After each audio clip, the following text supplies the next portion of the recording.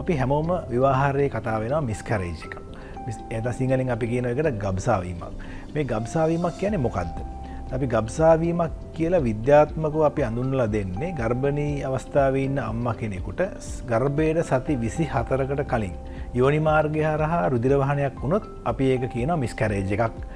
මිස්කැරේජ් එකක් වෙන්න අවදානමක ඉන්න අවස්ථාවක් කියලා. දැන් මේ වගේ රුධිර වහනයක් ඇති වෙච්චහම සති 24ට කලින් අපි මුලින්ම තහවුරු කරගන්න ඕනේ ස්කෑන් පරීක්ෂාවක් කරලා ඒ ගර්භණී කාලයට අදාළව ගර්භය වැඩිලා තියෙනවද සහ බබාගේ හෘද වස්තු වැඩ කරනවද කියලා. බබාගේ හෘද වස්තු වැඩ කරනවා නම් ගර්භණී අවස්ථාවට සාපේක්ෂව දරුවා වැඩිලා තියෙනවා නම් අපි ඒක කියනවා threatened miscarriage එකක් කියලා. ඒ කියන්නේ ගර්භාෂයේ ඉන්න බබා ඇබෝෂන් එකක් වෙන්න අවදානමක් තියෙනවා කියලා.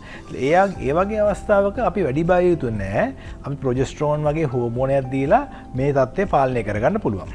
තව අවස්ථාවක් තමයි අපි ස්කෑන් කරලා බලනවා නම් අම්මා කෙනෙක් මේ වගේ රුධිර වහනයක් වෙච්ච වෙලාවක එයාගේ හෘද වස්තු බබාගේ වැඩ කරන්නේ නැහැ. හරි ගාන්න බබා වැඩිලත් නැහැ. මේක අපි කියනවා ඉංග්‍රීසියෙන් කියනවා මිස්කැරේජ් කියලා. කියන්නේ බබා බඩ ඇතුළේ නැති වෙලා ටික කාලයකට කලින් දැන් මේක මේ ඇබෝෂන් එකක් වෙන්න යන්නේ. ඒතර මේක මිස්කැරේජ් කියලා අඳුනනවා. අවසාන අවස්ථාවේ අපි දකිනවා අම්මලා එනවා ගර්භණී අවස්ථාවේ මුල කාලේ රුධිර වහනයත් එක්ක ස්කෑන් කරලා බලනකොට බාගෙට ගබ්සා වෙලා මිස්කැරේජ් එක වෙලා නතරලා අපි කියනවා ඉන්කම්ප්ලීට් මිස්කැරේජ් කියලා. දැන් මේ ඉන්කම්ප්ලීට් මිස්කැරේජ් එක තියෙන අවස්ථාවේ සමහරවිට අධික ලෙස රුධිර වහන වෙන්න පුළුවන්. එහෙම වුණොත් අම්මගේ ඒක ජීවිතයට තර්ජනයක් වෙන්න පුළුවන්. ඒ අවස්ථාවක අපි එයාව රෝහලෙන් අතර කරගෙන අවශ්‍ය කරන ප්‍රතිකාර ලබා දෙනවා.